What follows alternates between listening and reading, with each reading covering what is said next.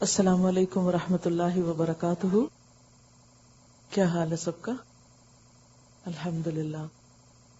جس وقت تلاوت لگتی ہے تو اس وقت زیادہ فائدہ اٹھا سکتے ہیں آپ اگر آپ قرآن مجید کھول کر ساتھ ساتھ اس کو فالو کریں، کیونکہ جب آپ کے کان اور آپ کی آنکھیں اور آپ کا دل تینوں اس کی طرف متوجہ ہوں گے تو وہ اتنا ہی آپ کو لوٹائے گا. اگر آپ نے 1% دیا، صرف کانوں سے سنا، تو نتیجہ اور ہوگا. اگر کان اور آنکھ دونوں استعمال کیے تو اور ہوگا، اور اگر دل بھی ساتھ شامل ہو گیا تو پھر تو کیا ہی کہنے.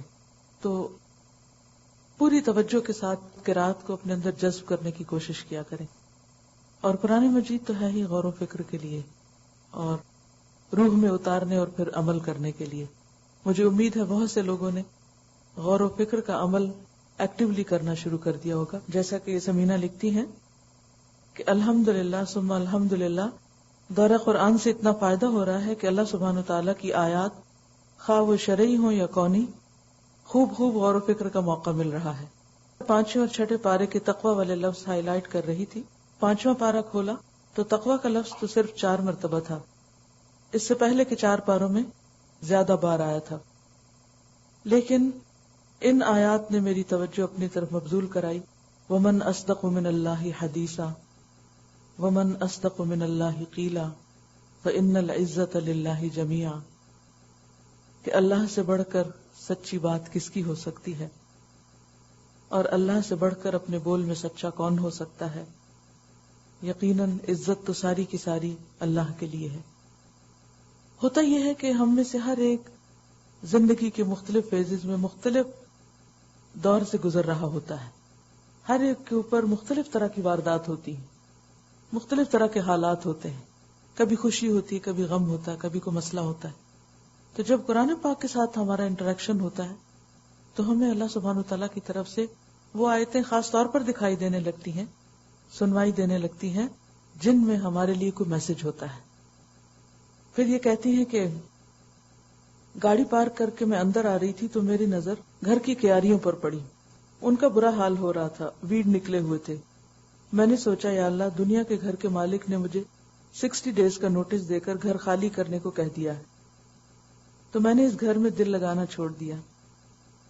وہ دونوں جہان کا مالک تو 60 سیکنڈ کا نوٹس دیے بغیر بھی بلا سکتا ہے، پھر اس فانی دنیا میں کیوں اتنا دل لگا لیا ہے، جبکہ یہ ایک اٹل حقیقت ہے کہ اسے چھوڑنا ہے. اللہ تعالیٰ وہ یقین، ایمان اور تقوی پیدا کر دے کہ آخرت کے گھر کو سجانے کی فکر زیادہ لگ جائے. آمین. نحمدہ ونصلی علی رسولہ الکریم، اما بعد، فاعوذ باللہ من الشیطان الرجیم، بسم اللہ الرحمن الرحیم. رب اشرح لی صدری ویسر لی امری واحلل عقدۃ من لسانی یفقہوا قولی. کل 6 پارے کے آخر میں ہم نے ایک آیت پڑھی تھی جس میں نصارہ کی صفت بتائی گئی کہ ان کے اندر عبادت گزار لوگ ہیں، تارک دنیا فقیر ہیں، اور یہ کہ ان میں غرور نفس نہیں، تکبر نہیں کرتے. کسی کے اندر تکبر کا نہ ہونا ایک بہت بڑی خوبی ہے. کسی شخص کے اندر اگر اور خرابیاں ہوں بھی، لیکن اگر تکبر نہ ہو تو اس کی اصلاح ہو سکتی ہے، اس سے خیر کی توقع رکھی جا سکتی ہے. لیکن جب انسان کے اندر تکبر آ جاتا ہے، اپنی بڑائی کا خیال سما جاتا ہے کسی بھی طور پر، تو پھر یہ اس کے زوال کی علامت ہوتی ہے. پھر انسان حق بات سنتا نہیں، حق پہ سر نہیں جھکاتا اور اپنی اصلاح نہیں کر سکتا، اور یہ ایک بہت بڑا ناقابل معافی جرم ہے. سنن نبی داؤد میں ایک روایت آتی ہے کہ رسول اللہ صلی اللہ علیہ وسلم نے فرمایا کہ اللہ تعالیٰ فرماتا ہے، حدیث قدسی ہے یہ، کبر میری چادر ہے اور عظمت میری ازار ہے. چادر اوپر کی اور ازار نیچے کی چادر. ان کی حقیقت کیا ہے تو اللہ ہی بہتر جانتا ہے، لیکن ہمیں سمجھانے کے لیے یہ الفاظ استعمال کیے گئے کہ بڑائی اللہ تعالیٰ کا لباس ہے.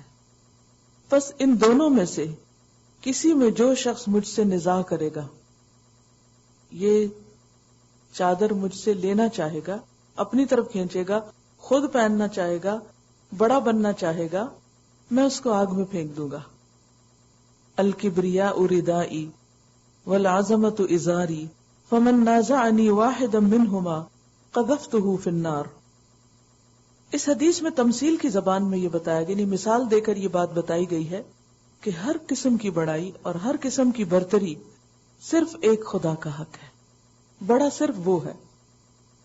جو شخص اس معاملے میں کلی یعنی مکمل یا جزئی یعنی پارشلی کسی بھی طور پر خدا کا ہمسر بننا چاہے، بڑا بننا چاہے، وہ نہ صرف دنیا میں ذلیل ہوگا بلکہ آخرت میں اس کو شدید تر عذاب کا سامنا کرنا پڑے گا، کیونکہ اللہ تعالیٰ متکبرین سے محبت نہیں رکھتا، پسند نہیں کرتا ان کو.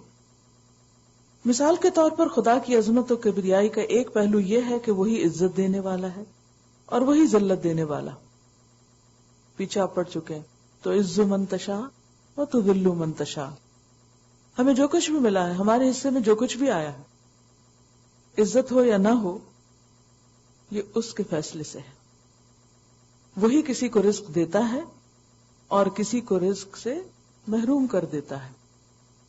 کسی بھی قسم کی خیر جو ہمیں پہنچتی ہے اسی کی طرف سے آتی ہے.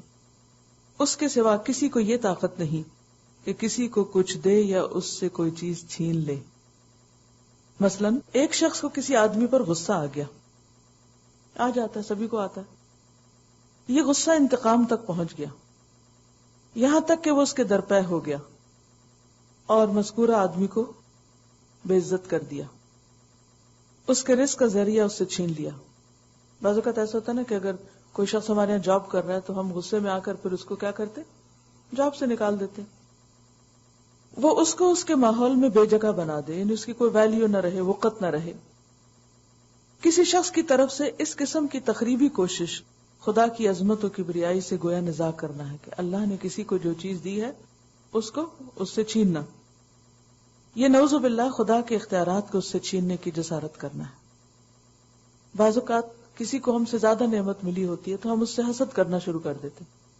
اس حسد کی وجہ سے دل کے اندر ایک انتقام کی کیفیت پیدا ہوتی.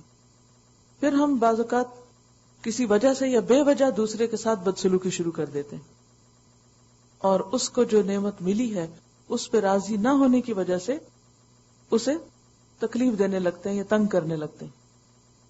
تو کسی کے خلاف بھی کوئی انتقامی کارروائی اور ایسا فعل کہ جس سے کسی کو ذلیل کیا جائے، بے عزت کیا جائے، بے جگہ کیا جائے، یہ اللہ سبحانہ وتعالیٰ کی نظر میں گری ہوئی حرکت ہے.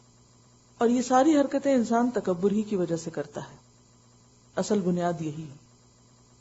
نبی صلی اللہ علیہ وسلم کا اعتراف اور آپ پر ایمان اہل کتاب کیوں نہ لائے تھے؟ اس کی وجہ کیا تھی کہ وہ اپنے آپ کو بڑی چیز سمجھتے تھے. اس قسم کا فعل حد درجہ سنگین ہے کہ کوئی کسی کے مقام کو نہ مانے یا کوئی کسی کی اللہ کی طرف سے دی ہوئی نعمت کا اعتراف نہ کرے، اس کو اپریشیٹ نہ کرے، اس کی قدر نہ کرے. جو شخص ایسا کرنے کی کوشش کرے وہ بظاہر اپنے حریف کے ساتھ یہ فعل کر رہا ہوتا ہے، یعنی اپنے مخالف کو نقصان دے رہا ہوتا ہے، مگر حدیث کی زبان میں وہ براہ راست خدا سے نزاع کر رہا ہے. ذرا کوئی عرش پہ تو نہیں پہنچ کے وہاں سے کوئی چیز چھین کے لا سکتا، یہ تو پاسبل ہی نہیں. تو پھر معنی کیا ہے کہ اللہ تعالیٰ نے اپنا اختیار استعمال کرتے ہوئے بندوں کے حق میں جو مختلف فیصلے کیے، بندہ ان پہ نہ راضی ہو اور ان کے ساتھ جھگڑے تو یہ دراصل بندوں سے جھگڑنا نہیں، ایک طرح سے اللہ سے جھگڑا کرنا ہے کہ اس نے ایسا کیوں کیا. بعض اوقات ہم اپنے بارے میں اللہ کے کسی فیصلے کو قبول نہیں کرتے کہ ہمارے ساتھ ایسے کیوں کیا. بہت سے لوگ آپ کو ملیں گے جو وائی می کہتے ہوئے پائے جائیں گے. تو یہ سب چیزیں اللہ کے اقتدار اور اللہ کے اختیار کو چیلنج کرنا ہے اور اپنے آپ کو بڑی چیز سمجھنا ہے. کیونکہ اگر ان کا یہ یقین ہوتا، ایمان ہوتا کہ اللہ بڑا ہے، اس کا علم مجھ سے زیادہ ہے، وہ مجھ سے زیادہ حکیم ہے، خبیر ہے، سمیع ہے، علیم ہے، تو پھر یہ شکایت پیدا نہ ہوتی اور یہ طرز عمل اختیار نہ کیا جاتا. لیکن جب کوئی ایسا کرتا ہے تو یہ اپنی نوعیت کے اعتبار سے خدا کی خدائی میں شریک ہونے کی کوشش کرنا ہے. اور خدا کی خدائی میں شریک بننے کی کوشش بلا شبہ ایک ایسا جرم ہے جو ہرگز قابل معافی نہیں. انسان کی بڑائی کبر میں نہیں بلکہ تواضع میں ہے. کوئی بڑا بننا چاہے تو اس چاہت سے کوئی بڑا نہیں بن سکتا. ہاں، اگر آپ اللہ کے سامنے اور بندوں کے سامنے نرمی اور عاجزی کا رویہ اختیار کرتے ہیں تو اللہ آپ کی عزت اور قدر دوسروں کے دل میں ڈال دیتا ہے۔ انسان کی تمام ترقیاں متواضع انسان کے لیے مقدر ہیں، نہ کہ متکبر کے لیے۔ متکبر اپنے تکبر کی وجہ سے اپنے لیے راستے بند کر لیتا ہے، کوئی بڑا نہیں بن سکتا۔ ہاں، اگر آپ اللہ کے سامنے اور بندوں کے سامنے نرمی اور عاجزی کا رویہ اختیار کرتے ہیں تو اللہ آپ کی عزت اور قدر دوسروں کے دل میں ڈال دیتا ہے۔ انسان کی تمام ترقیاں متواضع انسان کے لیے مقدر ہیں، نہ کہ متکبر کے لیے۔ متکبر اپنے تکبر کی وجہ سے اپنے لیے راستے بند کر لیتا ہے، اور تکبر کو چھوڑ کر انسان اللہ کی نگاہ میں بھی محبوب بن جاتا ہے اور بندوں کی نگاہ میں بھی۔ اسی لیے اللہ سبحانہ وتعالی یہاں پر نصارہ کی صفت قرآن مجید میں بتا رہے ہیں، انہم لا یستکبرون، وہ تکبر نہیں کرتے۔ اسی وجہ سے ان میں سے بہت سے لوگ نبی صلی اللہ علیہ وسلم پر ایمان لے آئے، جن میں سے ایک نجاشی بھی تھا جو ایتھیوپیا کا بادشاہ تھا۔ بڑا ہونے کے باوجود جب اس نے آپ کی نبوت کے بارے میں سنا تو اس نے سر تسلیم خم کر لیا۔ 7واں پارہ، وَإِذَا سَمِعُوا مَا أُنزِلَ إِلَى الرَّسُولِ تَرَىٰ أَعْيُنَهُمْ تَفِيضُ مِنَ الدَّمْعِ مِمَّا عَرَفُوا مِنَ الْحَقِّ يَقُولُونَ رَبَّنَا آمَنَّا فَاكْتُبْنَا مَعَ الشَّاهِدِينَ۔ جب وہ اس کلام کو سنتے ہیں، یعنی متواضع انسانوں کی صفت یہ ہوتی ہے کہ جب وہ قرآن کو سنتے ہیں جو رسول پر اترا ہے تو تم دیکھتے ہو کہ حق شناسی کے اثر سے، حق کو پہچان لینے کی وجہ سے ان کی آنکھیں آنسوؤں سے تر ہو جاتی ہیں۔ آنسو کب آتے ہیں؟ جب دل نرم ہوتا ہے، جب دل کو کوئی ٹھیس پہنچی ہوتی ہے، جب دل ٹوٹا ہوتا ہے۔ تو ایسے لوگ جب حق کو پہچانتے ہیں تو آنسو ان کی آنکھوں سے چھلک اٹھتے ہیں، وہ بول اٹھتے ہیں کہ پروردگار، ہم ایمان لائے، ہمارا نام گواہی دینے والوں میں لکھ لے۔ یعنی انہیں حق کو پہچاننے میں دیر نہیں لگتی اور وہ حق کا ساتھ دینے میں دیر نہیں کرتے، اور وہ کہتے ہیں کہ آخر کیوں نہ ہم اللہ پر ایمان لائیں اور جو حق ہمارے پاس آیا ہے اسے کیوں نہ مان لیں، جبکہ ہم اس بات کی خواہش رکھتے ہیں کہ ہمارا رب ہمیں صالح لوگوں میں شامل کرے۔ تو جس شخص کو یہ شوق ہوتا ہے کہ اللہ اس کا نام نیک لوگوں میں لکھ لے تو پھر وہ کیا کرتا ہے؟ حق کو سامنے دیکھتے ہی فوراً مان جاتا ہے۔ فَأَثَابَهُمُ اللَّهُ بِمَا قَالُوا جَنَّاتٍ تَجْرِي مِن تَحْتِهَا الْأَنْهَارُ خَالِدِينَ فِيهَا وَذَلِكَ جَزَاءُ الْمُحْسِنِينَ۔ ان کے اس قول کی وجہ سے، اس بات کی وجہ سے، اس دعا کی وجہ سے، اس پکار کی وجہ سے اللہ نے ان کو ایسی جنتیں عطا کی جن کے نیچے نہریں بہتی ہیں اور وہ ان میں ہمیشہ رہیں گے۔ یہ جزا ہے نیک رویہ اختیار کرنے والوں کے لیے۔ تو گویا انسان کے منہ سے نکلی ہوئی بات بعض اوقات اللہ سبحانہ وتعالیٰ کو ایسی پسند آتی ہے کہ اس بات کی وجہ سے انسان کے لیے جنت لکھ دی جاتی ہے۔ اسی طرح بعض اوقات انسان کے منہ سے ایسے بےہودہ کلمات نکلتے ہیں، نیکیاں کرنے کے باوجود بعض اوقات وہ ایسی غلطی کر جاتا ہے کہ جس کی بنا پر اس کے درجے پست ہو جاتے ہیں اور وہ اللہ کی نگاہ میں گر جاتا ہے۔ رہے وہ لوگ جنہوں نے ہماری آیات کو ماننے سے انکار کیا اور انہیں جھٹلایا، یہ جھٹلانا بھی تو بول کر ہی ہوتا ہے نا، تو وہ جہنم کے مستحق ہیں، وہ جنت کا حق کھو دیتے ہیں۔ یا ایھا الذین آمنوا لا تحرموا طیبات ما احل اللہ لکم ولا تعتدوا ان اللہ لا يحب المعتدین۔ اے لوگو جو ایمان لائے ہو، جو پاک چیزیں اللہ نے تمہارے لیے حلال کی ہیں انہیں حرام نہ کرو، اللہ کے فیصلوں کو نہ بدلو، اپنے لیے زندگی مشکل نہ کرو، حد سے تجاوز نہ کرو۔ اللہ کو زیادتی کرنے والے سخت ناپسند ہیں۔ جو کچھ حلال اور طیب یعنی پاک رزق اللہ نے تم کو دیا ہے اسے کھاؤ پیو اور اس خدا کی نافرمانی سے بچتے رہو جس پر تم ایمان لائے ہو۔ عام طور پر لوگوں کے ہاں تقوی کا معیار کیا ہوتا ہے کہ انسان کھانا پینا چھوڑ دے یا کم کھائے یا دنیا سے ظاہراً بالکل بے رغبت ہو جائے اور ایک ظاہری لبادہ اوڑھ لے تقوی کا، جبکہ اللہ سبحانہ وتعالیٰ کیا چاہتا ہے کہ ہم اس کی نعمتوں کو حد کے اندر استعمال کر کے اس کے محبوب بنے. جو اس نے پسند کیا وہ ہم بھی پسند کریں, جو اس نے حلال کیا اس کو حلال سمجھے اور اسے استعمال کریں. اگر وہ کچھ کھانے کو کہتا ہے تو اس پر نہ کریں کہ نہیں یہ کھاؤں گا تو شاید تقویٰ کے حد سے نیچے اتر جاؤں. نہیں, کلوا واشربوا ولا تسرفوا. اسراف کرنا حد سے بڑھنا ہے. کھاؤ پیو لیکن حد سے نہ بڑھو, اسراف نہ کرو, کیونکہ اسراف کرنا اللہ کو پسند نہیں. کبھی اوور ایٹنگ کرتے ہوئے یہ آیت یاد آئی ہم کو, یا جہاں ہم دیکھتے ہیں کہ اتنا کافی ہے وہاں رک جاتے ہیں. جہاں ایک طرف اللہ تعالیٰ نے فرمایا کھاؤ پیو, وہاں دوسری طرف کیا بتایا کہ حلال اور پاک کھاؤ. تو حلال نہ کھانا یا پاک نہ کھانا, یا پھر ولا تسرفوا کے خلاف عمل کرنا, حد سے زیادہ کھانا, یہ تمام چیزیں کیا ہیں, انسان کو وہاں جا کھڑا کرتی ہیں کہ جہاں اللہ پسند نہیں کرتا. پھر انسان اللہ کے محبوب بندوں میں سے نکل جاتا ہے. نہ کم کھانا اچھا ہے نہ زیادہ کھانا اچھا ہے, درمیان میں رہنا اچھا ہے. اللہ کی نعمتوں کو اپریشیٹ کرنا اچھا ہے. تم لوگ جو محمل قسمیں کھا لیتے ہو ان پر اللہ گرفت نہیں کرتا, نہیں پکڑتا, مگر جو قسمیں تم جان بوجھ کر کھاتے ہو ان پر وہ ضرور تم سے مواخذہ کرے گا. ایسی قسم توڑنے کا کفارہ یہ ہے کہ 10 مسکینوں کو وہ اوسط درجے کا کھانا کھلاؤ جو تم اپنے بال بچوں کو کھلاتے ہو, یا انہیں کپڑے پہناؤ, یا ایک غلام آزاد کرو.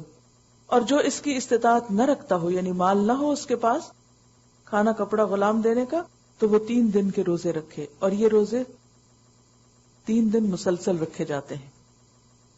مثلاً آپ نے کسی سے کوئی عہد کیا قسم کھا کر اور پھر اس عہد کو توڑ دیا, تو عہد توڑنا کوئی معمولی بات نہیں. اور خاص طور پر اگر کسی نے قسم کھا کے عہد توڑا تو اس پر سزا بھی ہے, فائن ہے, جرمانہ ہے, جسے یہاں کفارہ کہا گیا کہ اگر تم چاہتے ہو کہ تمہارے یہ گناہ معاف ہو تو پھر تمہیں صدقہ کرنا ہوگا, اور اگر صدقے کی سکت نہیں پاتے تو پھر 3 دن کے مسلسل روزے رکھو. یہ اس لیے رکھا گیا کہ آئندہ کے لیے روک ہو جائے. جھوٹ بولنا تو ویسے بھی برا ہے, اور اگر انسان جھوٹی قسم کھاتا ہے یا جھوٹا وعدہ کرتا ہے اور قسم توڑ دیتا ہے تو اس سے بھی بڑا جرم ہے, کیونکہ یہاں اللہ کا نام استعمال ہوا. تو کسی بھی چیز پر اللہ کا نام استعمال کر کے لوگوں کو دھوکہ دینا بہت بڑا جرم ہے. یہ تمہاری قسموں کا کفارہ ہے جبکہ تم قسم کھا کر توڑ دو. اپنی قسموں کی حفاظت کیا کرو, سوچ سمجھ کے کھاؤ, اور اگر کھا لو تو پھر کہیں لکھ لو کہ بھول کے اسے توڑو مت. ویسے تو عام طور پر قسم کھانا ہی پسندیدہ نہیں, بہت مجبوری ہو تو کہیں انسان ایسا کچھ کرے, لیکن اگر کرے تو پھر اس کی گرہ باندھ لے کہ اب مجھے اس کے خلاف نہیں جانا.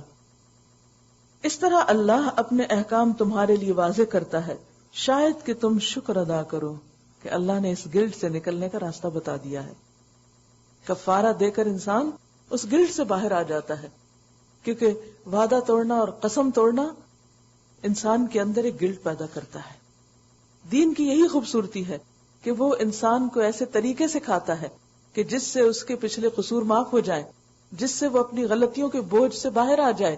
یہ بوجھ آخرت میں ساتھ نہ لے کر جائے جو ایک مصیبت کا سبب بننے والا ہے, یہیں پر ہی صفائی ہو جائے. پھر فرمایا یا ایھا الذین آمنوا انما الخمر والمیسر والانصاب والازلام رجس من عمل الشیطان فاجتنبوہ لعلکم تفلحون. اے لوگو جو ایمان لائے ہو, یہ شراب اور جوا اور یہ آستانے اور پانسے یہ سب گندے شیطانی کام ہیں, ان سے پرہیز کرو, امید ہے کہ تمہیں فلاح نصیب ہوگی. تو اس آیت میں 4 چیزیں قطعی طور پر حرام کر دی گئیں. نمبر 1 شراب, نمبر 2 قمار بازی جوا, نمبر 3 وہ مقامات جو خدا کے سوا کسی دوسرے کی عبادت کرنے یا کسی اور کے نام پہ قربانی چڑھانے کے لیے مخصوص کر دیے گئے ہوں. یعنی کوئی ایسا علاقہ جس میں اللہ کے علاوہ کسی اور کی عبادت مخصوص کی گئی ہو یا وہاں قربانی کی جاتی ہو, جیسے اہل عرب مختلف پتھروں کو یا جگہوں کو اس کام کے لیے استعمال کرتے تھے. اور چوتھے تیر پانسے, یعنی تیروں کے ذریعے قسمت کا حال معلوم کرنا. ان سب کو کیا قرار دیا گیا؟ گندے شیطانی کام.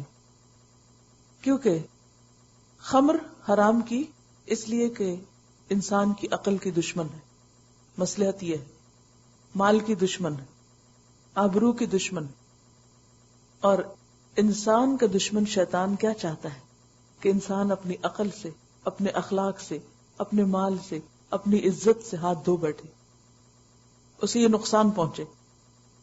اللہ جو مہربان ہے وہ کیا چاہتا ہے کہ انسان اس نقصان سے بچ جائے، تو اس لیے ان کاموں کو شیطانی کام کہا گیا کہ ان کی طرف انسان شیطان کے کہنے پر مائل ہوتا ہے، اور اس سے شیطان خوش ہوتا ہے، کیونکہ جب انسان شراب پی لے گا تو ایک طرف تو وہ طرح طرح کی جسمانی بیماریوں کا شکار ہو جائے گا، دوسری طرف ذہنی طور پر اس کی عقل ماری جائے گی، عقل پہ پردہ پڑ جائے گا۔ جب انسان کی عقل پہ پردہ پڑ جاتا ہے تو پھر انسان بے حس بھی ہو جاتا ہے، جب بے حس ہو جاتا ہے تو اسے دوسرے انسانوں کا دکھ درد کچھ سمجھ میں نہیں آتا، اس کو وقتی طور پر جب وہ ہائی اپ ہوتا ہے تو وہ اوور ایکسائٹیڈ ہو جاتا ہے اور خوشی یا غم کا اظہار کرنے لگتا ہے، لیکن آہستہ آہستہ شراب جو ہے وہ انسان کے دماغ کی جو کنٹرولنگ اتھارٹی ہے اس کو نقصان پہنچاتی، اور اس طرح انسان پھر عام زندگی میں خوشی اور غمی کا احساس کرنے والے حصوں کی کمان کھو چکتا ہے، اور اس سے پھر انسان کی توجہ میں کمی، یادداشت میں کمی، اور اسی طرح شدید قسم کے موڈ سوئنگ شروع ہو جاتے ہیں۔ یہی وجہ کہ آپ نے دیکھا ہوگا کہ وہ حضرات جو شراب پیتے ہیں عام طور پر ان کے ازدواجی تعلقات بہت متاثر ہوتے ہیں، بیویاں سب سے زیادہ متاثر ہوتی ہیں، ان کے ساتھ بہت زیادتی ہوتی، اسی طرح انسان کے اعصابی نظام کو بھی سست کر دیتا ہے، دماغ کے اندر جو نرو سیلز ہوتے ہیں ان کو ڈل کر دیتا ہے، اور اس طرح زیادہ مقدار میں اگر انسان اس کو پیتا ہے تو بے ہوشی اور اسی طرح کی بہکی بہکی باتیں کرنے لگتا ہے۔ تو یہ تمام چیزیں جو ہیں یہ دراصل انسان کے لیے نقصان دہ ہیں۔ نقصان انسان کو عام طور پر کون پہنچاتا ہے؟ کس کا دل چاہتا ہے کہ کسی کو نقصان پہنچائے؟ جو دشمن ہوتا ہے، تو شیطان کھلا دشمن ہے، وہ چاہتا ہے کہ انسان نقصان اٹھائے۔ اس لیے اللہ سبحانہ وتعالیٰ نے ان 4 چیزوں کا ذکر کر کے ساتھ ہی بتا دیا کہ یہ تمہارے دشمن کے پسندیدہ کام ہے، یہ شیطانی کام ہے، وہ خود بھی یہ کرتا ہے اور کرواتا ہے، اور اس ذریعے سے تمہیں نقصان پہنچاتا ہے۔ اسی طرح جوا، آپ دیکھیے کہ جب انسان جوئے کا عادی ہو جاتا ہے، جوئے کو کیا کہتے ہیں انگریزی میں؟ گیملنگ کا عادی ہو جاتا ہے، تو اس سے بھی اپنے مال کو نقصان دیتا ہے، گھر والوں کے حقوق طلب کرتا ہے، اور ایک طرح سے ایڈکشن ہوتی ہے، شراب کی بھی ایڈکشن ہوتی ہے، جوئے کی بھی ہوتی ہے۔ اللہ نے مال انسان کو اس لیے دیا ہے کہ انسان اس سے اپنی ضروریات پوری کرے، اپنے خاندان کی ضروریات پوری کرے، اور جب اس سے کچھ بچ جائے تو پھر غریبوں، یتیموں، فقیروں، مسکینوں، باقی رشتہ داروں اور سوسائٹی کے دیگر فلاحی کاموں میں خرچ کرے، دین کے راستے پر خرچ کرے، اللہ کی رضا کے کاموں میں خرچ کرے۔ لیکن جب انسان کسی ایسی لت کا شکار ہوتا ہے تو وہاں وہ نفلی صدقات تو دور کی بات اپنے فرائض ادا کرنے سے بھی قاصر ہو جاتا ہے۔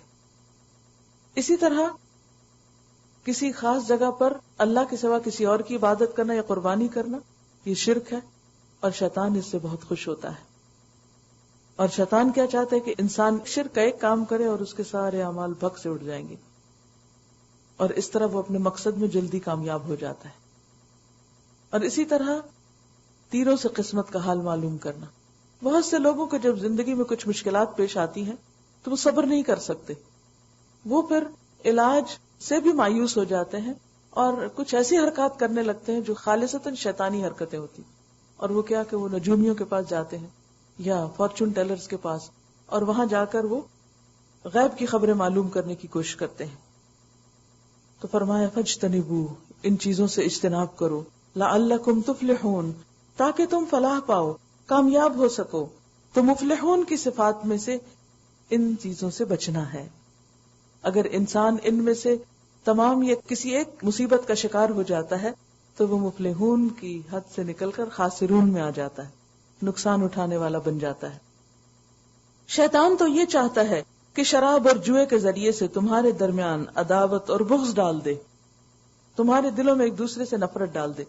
جب بیوی بچوں کے حقوق پورے نہیں ہوں گے تو وہ نفرت کریں گے، جب رشتہ داروں والدین کو نہیں پوچھیں گے تو وہ نفرت کریں گے، اور اسی طرح جو لوگ باہم مل کے شراب پیتے ہیں، بعض اوقات وہ شراب پی کر آپس میں ایک دوسرے کو ایسی ایسی گالیاں دیتے ہیں یا بہکی بہکی باتیں کرتے ہیں، الزام تراشی کرتے ہیں کہ جس کی وجہ سے باہم دوستیاں دشمنیوں میں بدل جاتی ہیں۔ اسی طرح گیمبلنگ میں بھی یہی فیکٹر ہوتا ہے کہ وہاں انسان جب ہارتا ہے تو ہو نہیں سکتا کہ پھر وہ جن کے مقابلے میں ہارا ہے ان کا دوست بن سکے یا ان سے محبت کر سکے، اور اس طرح یہ انسانی تعلقات بگاڑ کا شکار ہو جاتے ہیں۔ وَيَصُدَّكُمْ عَنْ ذِكْرِ اللَّهِ، اور وہ تم کو اللہ کے ذکر سے روک دیتا ہے۔ ہر لغو اور حرام کام میں مشغولیت انسان کو دراصل کس سے دور کر دیتی ہے؟ اللہ کے ذکر سے، اپنے فرائض سے غافل کر دیتی ہے۔ وَعَنِ الصَّلَاةِ، اور نماز سے غافل کر دیتی ہے۔ نماز تاخیر سے پڑھتا ہے انسان یا پھر پڑھتا ہی نہیں۔ فَهَلْ أَنْتُمْ مُنْتَهُونَ، پھر کیا ہو تم رک جانے والے، اب بھی باز نہیں آؤ گے؟ تو ہم کہہ کہ نہیں، آپ نے لفظ حرام نہیں بولا، اس لیے ابھی ہم اس میں گنجائش پاتے ہیں کہ اب یہ کام کر لیں۔ بہت سے لوگ شراب پینے کے لیے، جوا کھیلنے کے لیے کیا عذر پیش کرتے ہیں کہ قرآن میں حرام کا لفظ تو نہیں آیا، لیکن یہ کیا لفظ ہے، فَهَلْ أَنْتُمْ مُنْتَهُونَ، یہ سب شیطانی کام ہے، گندے کام ہے۔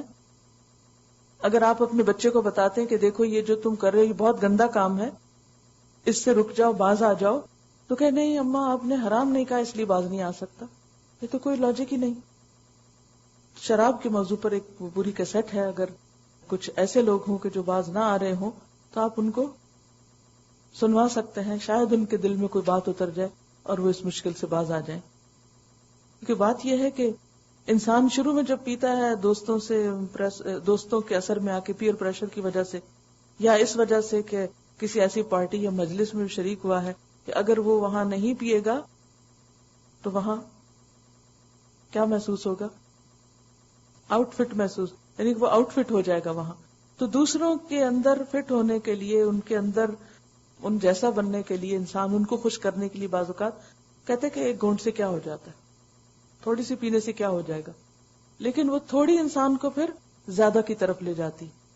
تو حرام کی کثرت بھی حرام ہے اور حرام کا قطرہ بھی حرام ہے۔ جو حرام ہے وہ حرام ہے، تھوڑی اور زیادہ کی بات نہیں۔ تو اس لیے ایسی چیزوں سے بچنا ضروری ہے، اس میں دنیا کا نقصان بھی ہے اور آخرت کا نقصان بھی۔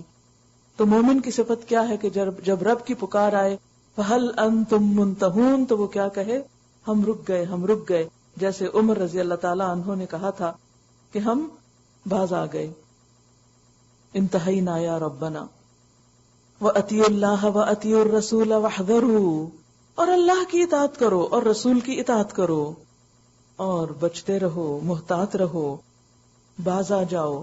فَإِن تَوَلَّيْتُمْ، لیکن اگر تم نے حکم عدولی کی تو جان لو کہ ہمارے رسول پر بس صاف صاف حکم پہنچا دینے کی ذمہ داری تھی، اس نے اپنا کام کر دیا، اب تمہارا معاملہ اللہ کے ساتھ ہے اور تمہیں اس کی جواب دہی کرنی ہوگی۔ جو لوگ ایمان لے آئے اور نیک عمل کرنے لگے، انہوں نے پہلے جو کچھ کھایا پیا تھا اس پر کوئی گرفت نہ ہوگی، اس پر پکڑ نہ ہوگی، کیونکہ یہ حکم آنے سے پہلے وہ یہ کر چکے، بشرطے کہ وہ آئندہ ان چیزوں سے بچے رہیں جو حرام کی گئی ہیں۔ توبہ کی ایک شرط یہ ہے کہ انسان جب کسی غلط کام کو چھوڑے تو پھر آئندہ کے لیے اسے چھوڑ دے، یہ نہیں کہ انسان وہ کام کرتا رہے اور پھر کہے توبہ توبہ، تو یہ توبہ جھوٹی توبہ ہوتی ہے۔ بشرطے کہ وہ آئندہ ان چیزوں سے بچے رہیں جو حرام کی گئی ہیں اور ایمان پر ثابت قدم رہیں اور اچھے کام کریں، پھر جس چیز سے روکا جائے اس سے رکیں اور جو فرمان الہی ہو اسے مانیں، پھر خدا ترسی کے ساتھ نیک رویہ اختیار کریں۔ اللہ نیک کردار لوگوں کو پسند کرتا ہے۔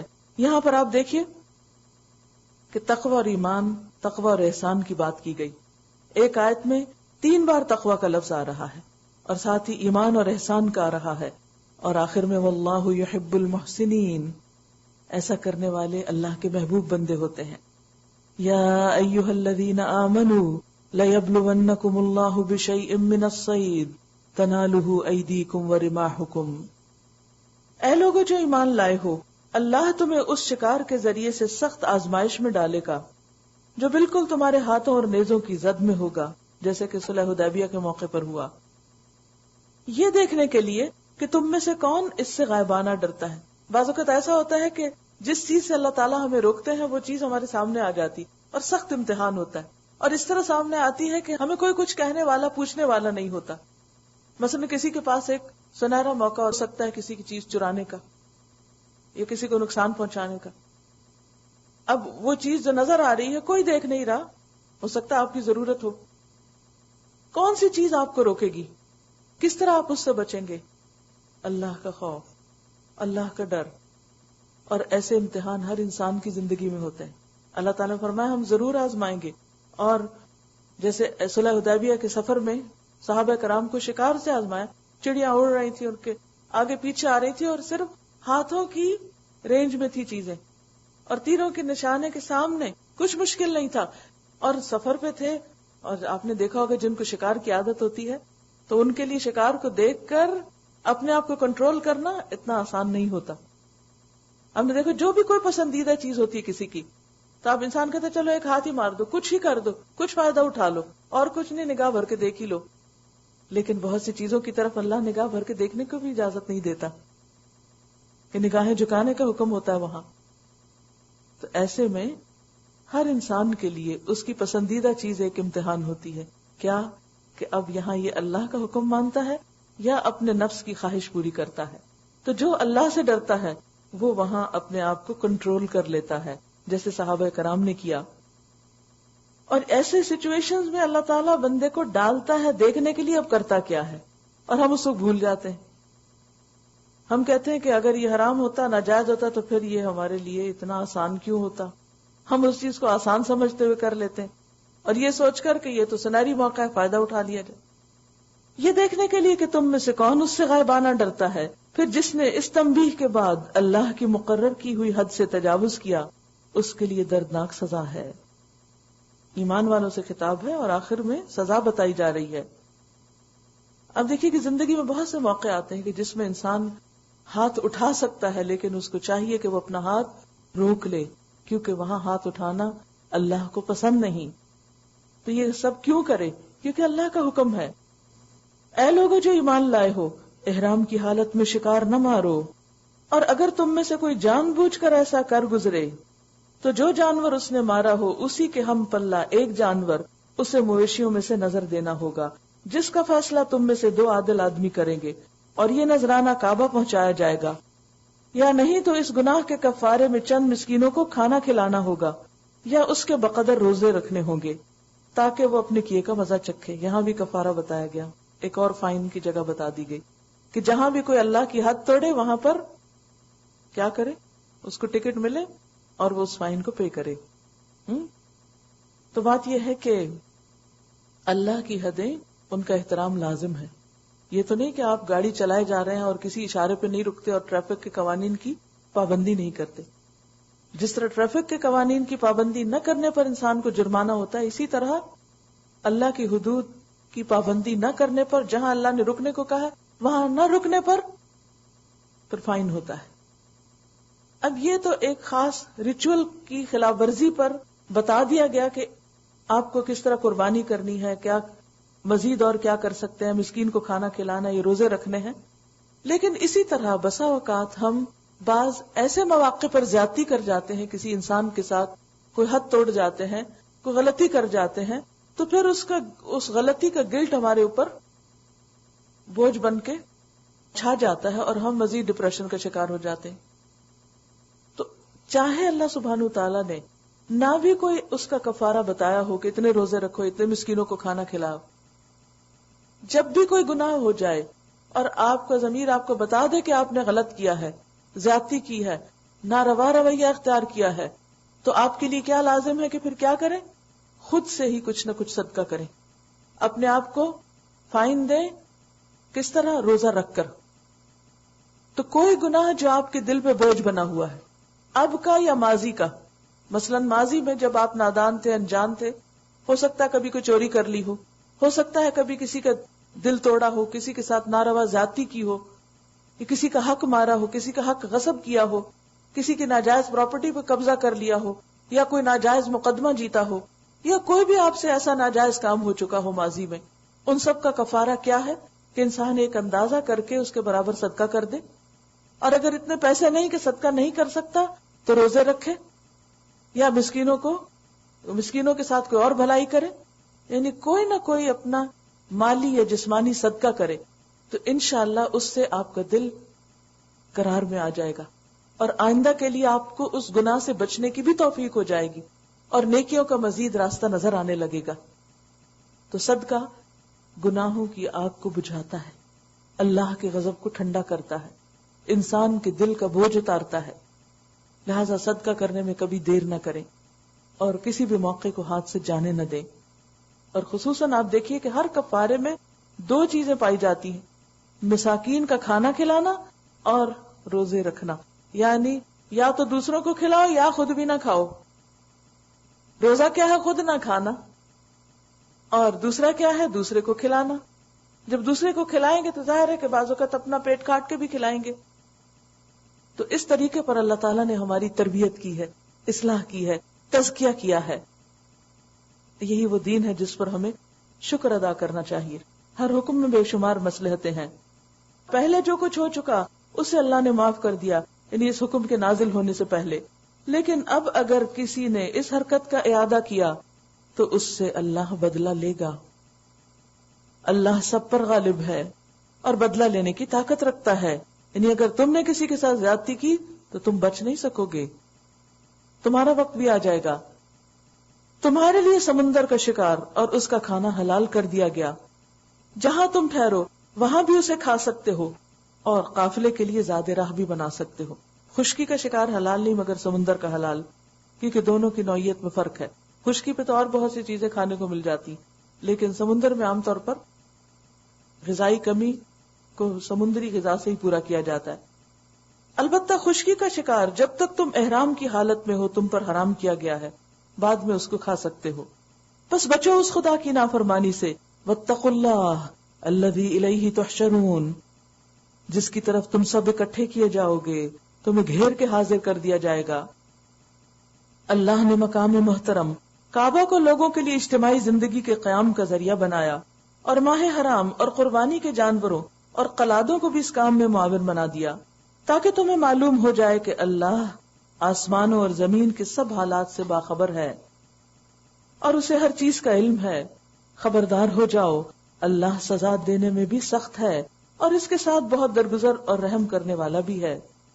تو جب کبھی گناہ ہو جائے تو فوراً توبہ، معافی، صدقہ کرنے کی طرف دوڑیں، خود کو خود سزا دے دیں روزہ وغیرہ رکھ کر، خالی بھوک کاٹ کے نہیں، عبادت بھی ساتھ ہی ہو جائے گی۔ پھر اگر روزے کی نیت سے انسان کھانا پینا چھوڑے، عام طور پہ ایسا ہوتا ہے نا، جب انسان کو کوئی گلٹ ہوتی ہے یا کچھ اپنے آپ کو سزا دینا چاہتا ہے یا کوئی کسی بات پہ ناراض ہوتا ہے تو کھانا پینا چھوڑ دیتا ہے، تو اللہ سبحانہ وتعالیٰ نے اس کو عبادت کی شکل دے دی تاکہ اس کا ثواب بھی ہو جائے اور فائدہ بھی ہو۔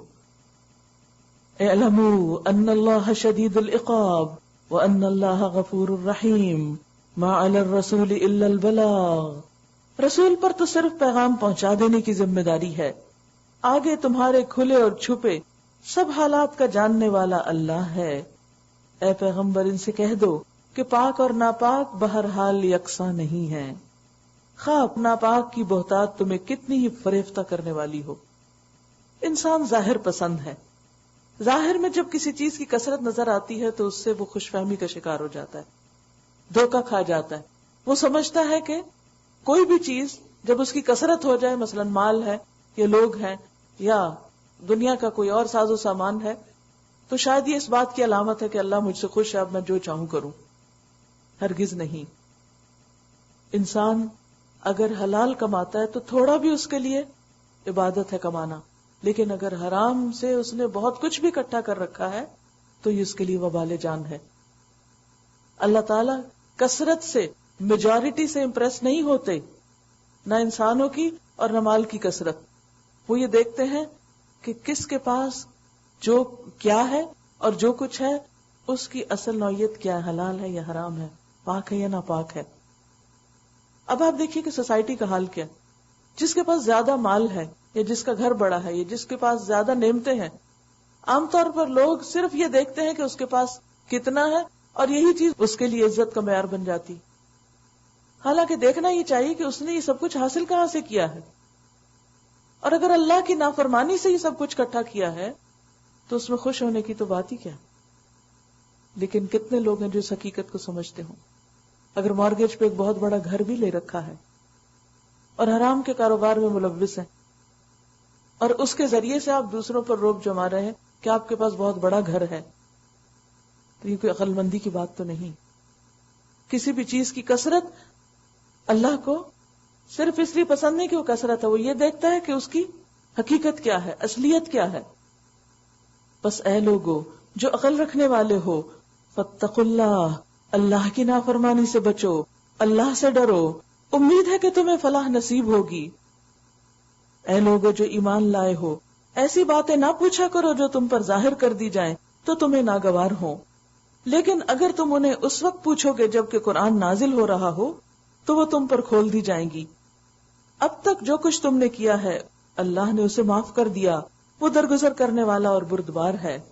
اصل میں ہم جلد باز بھی ہوتے ہیں، کثرت پسند ہونے کے علاوہ جلد بازی میں کیا چاہتے ہیں کہ بس کوئی شارٹ کٹ طریقے ہوں، چند سوال ہم کریں اور ہمیں دین کی باتیں معلوم ہو جائے اور وہی ہمارے لیے کافی. لیکن اللہ کیا چاہتا ہے کہ ہم قرآن سے ایک تعلق قائم کریں. فرمایا جو کچھ قرآن میں اترتا جائے گا اس میں تمہارے سوالوں کا جواب ہوگا، صبر سے انتظار کرو.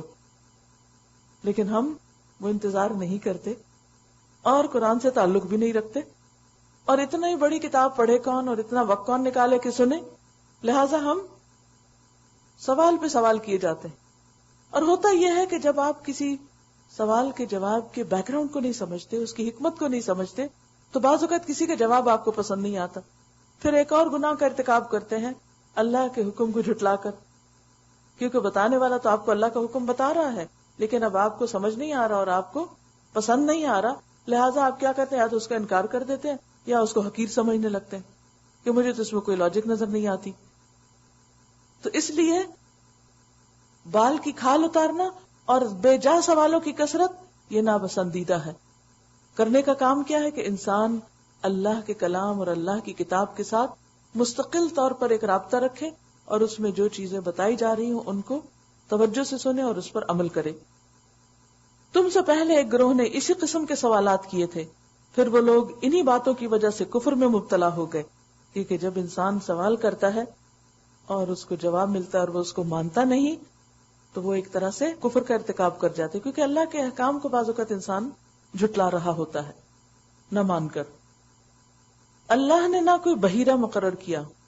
اب یہاں کچھ نام لیے گئے ہیں جو دور جاہلیت کی علامت ہیں. اس دور میں انہوں نے مختلف جانوروں کے یہ نام رکھ کر ان کو آزاد چھوڑا ہوا تھا جن کی کچھ مختلف خصوصیات تھیں، اور انہیں اللہ کے نام پہ ذبح نہیں کرتے تھے، ان کی سواری نہیں کرتے تھے، بلکہ وہ کھلے چھٹے پھرتے تھے جانور، جس جہاں سے چاہیں کھائیں، جس کو چاہیں ٹکر مارے، جس کا چاہیں جس کے پیچھے دوڑے.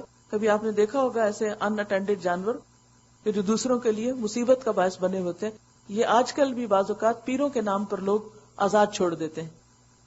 جانور اللہ نے ہمارے لیے مسخر کیے اور استعمال کے لیے کیے، نہ کہ کسی اور کے نام پر، اللہ کے نام کے علاوہ کسی اور کے نام پر ان کو آوارہ چھوڑ دیا جائے.